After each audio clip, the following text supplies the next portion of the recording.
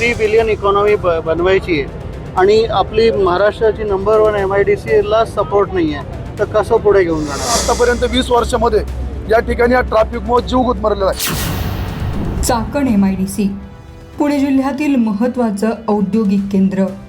मात्र याच MIDCमधील खड्डे, वाहतूक कोंडी आणि अपुऱ्या मूलभूत सुविधांविरोधात आता सत्ताधारी राष्ट्रवादीच आक्रमक झाली आहे. MIDCतील खड्ड्यांचं प्रतिकात्मक पूजन करत टाळ मृदुंगाच्या गजरात साखळी उपोषणाला सुरुवात करण्यात आली. अजित पवार राष्ट्रवादीचे जिल्हा परिषद सदस्य गणेश बोत्रे यांच्या नेतृत्वाखाली हे आंदोलन सुरू आहे. खरं तर आंदोलनाची सुरुवात तुम्ही सर्वांनी पाहिलेली आहे. 59 कोटीच्या खड्ड्याचा आपण या ठिकाणी अभिषेक घातला, ह्या रोडचा अभिषेक घातला आणि आता आजपासून मी असेल, सर्व इंडस्ट्रीतले सर्व पदाधिकारी असतील, सर्व मालक मंडळी असतील, त्याचबरोबर आमचे सांप्रदायिक क्षेत्रातील मान्यवर मंडळी असतील, सर्व माता भगिनी मिळून आम्ही आजपासून प्रत्येक गाव या ठिकाणी साखळी उपोषण करणार आहे. कारण की आमचा सर्वांचा आत्तापर्यंत 20 वर्षामध्ये या ठिकाणी या ट्रॅफिकमुळे जीव गुदमरलेला आहे. उद्योग मंत्र्यांना या ठिकाणी सांगायचं आहे की ही उद्योग नगरी आहे, ही कुठलीही पर्यटन नगरी नाही आहे. त्यामुळे MIDCमध्ये व्हिजिट करत असताना सोमवार ते शुक्रवारमध्ये या ठिकाणी व्हिजिट करणं गरजेचं होतं. तेव्हा त्यांना आता ही जी ट्रॅफिकची परिस्थिती आहे ही त्यांना समजली असती आणि प्रशासनाकडनं कुठलाही घोषणा त्या ठिकाणी केली गेलेली नाही आहे. ज्या ज्या संस्था इन्व्हॉल्व होत्या किंवा जे रोड ज्याच्या कंट्रोलमध्ये आहेत त्या कुठल्याही संस्थेने किंवा कुठल्याही त्या डिपार्टमेंटने या ठिकाणी कुठल्याही पद्धतीची मोठी घोषणा केलेली नाही. त्यामुळे हे रोड सगळे कागदावरतीच राहणार आहेत. चाकण MIDCतील वाहतूक कोंडी, रस्त्यांवरील खड्डे आणि त्यातून होणारे अपघात यावरून बोत्रे यांनी सरकारला लक्ष केलं.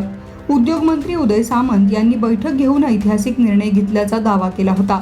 मात्र हे निर्णय केवळ कागदावरच असल्याचा आरोप बोत्रे यांनी केलाय.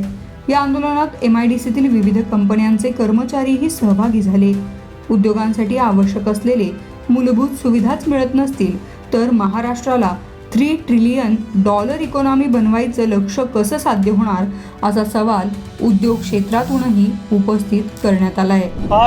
एक तर्फे तर आपण म्हणतो की 5 स्टार MIDC, पण मूलभूत सुविधांचा अभाव आहे. इथे ग्रामस्थ पण परेशान आहे, एम्प्लॉईज पण परेशान आहे. आम्हाला इनफॅक्ट नवीन लोक अगर आम्ही पुण्यामधून हायर करतो तर आम्हाला तिथे पण प्रॉब्लेम होतो.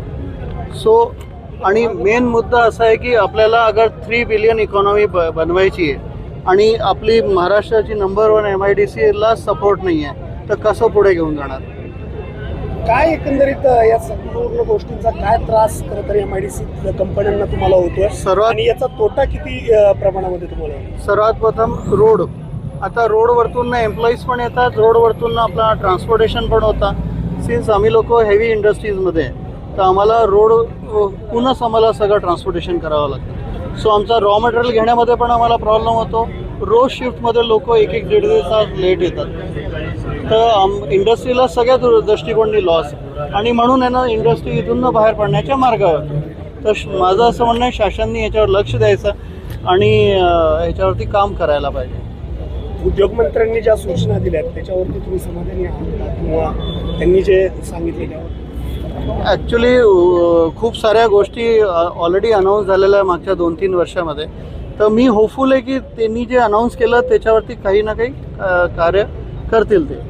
चाकण MIDCमधून 20 कंपन्या स्थलांतरित होण्याच्या तयारीत असल्याचं यापूर्वी समोर आलं आहे. त्यामुळे सरकारसमोर उद्योग टिकवण्याचं मोठं आव्हान असताना आता सत्ताधारी पक्षातीलच नेत्यांनी रस्त्यावर उतरून सरकारला जाब विचारायला सुरुवात केली आहे. एकीकडे उद्योगांना महाराष्ट्रात आणण्याचे दावे आणि दुसरीकडे चाकणसारख्या महत्त्वाच्या औद्योगिक वसाहतीत रस्ते, वाहतूक आणि मूलभूत सुविधांचा प्रश्न कायम. त्यामुळे चाकण MIDCच्या प्रश्नांवर सरकार आता नेमकं काय भूमिका घेणार हे पाहणं महत्त्वाचं ठरणार आहे.